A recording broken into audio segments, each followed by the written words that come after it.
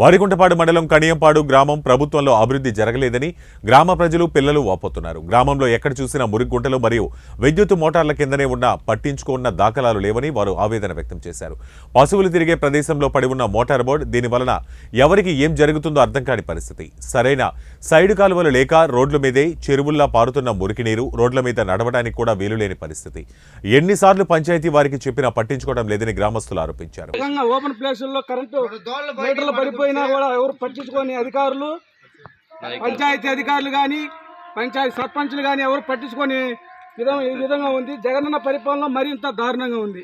గుంటలో రోడ్లు ఇంత అసహ్యంగా ఉన్నాయని ఎవరు పట్టించుకొని అధికారులు, సైనికాలు లేక గ్రామాల్లో మరి ఇబ్బంది పడుతున్నారు ప్రజలు. ఈ విధంగా రోడ్లు మురికుంటలుగా తయారై ఉన్నా ఎవరు పట్టించుకొని అధికారులు కానీ సర్పంచులు కానీ ఎవరు పట్టించుకొని ఈ విధంగా ప్రజలు ఇబ్బంది పడుతున్నారు. ఎవరు జగనన్న పరిపాలనలో ఈ విధంగా తయారైంది, ఇబ్బంది పడుతున్నారు.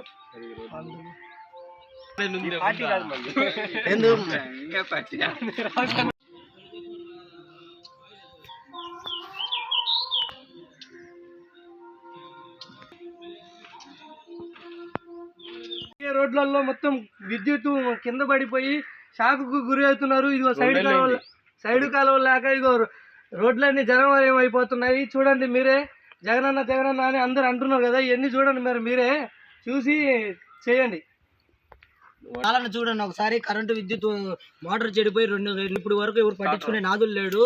అక్కడ చూస్తే సైడ్ కాలంలో 2 నెలల నుంచి బుడదలాగా అది ఒక జలమయం అయిపోయింది. పిల్లలు తిరిగేదానికి కూడా లేకుండా పోయింది. ఈ విధంగా ఉంటే పంచాయతీ అధికారులు ఎవరు పట్టించుకోక సుమారు 2 నెలల కిందటి నుంచి ఇబ్బందుల్లో చిన్నపిల్లలు చాలా ఇబ్బంది పడుతున్నారు. దీన్ని తీవ్రంగా ఖండించడం, ఈ గ్రామస్తులందరూ ఖండించడం జరుగుతుంది. విద్యుత్తుతో ప్రమాదకరం.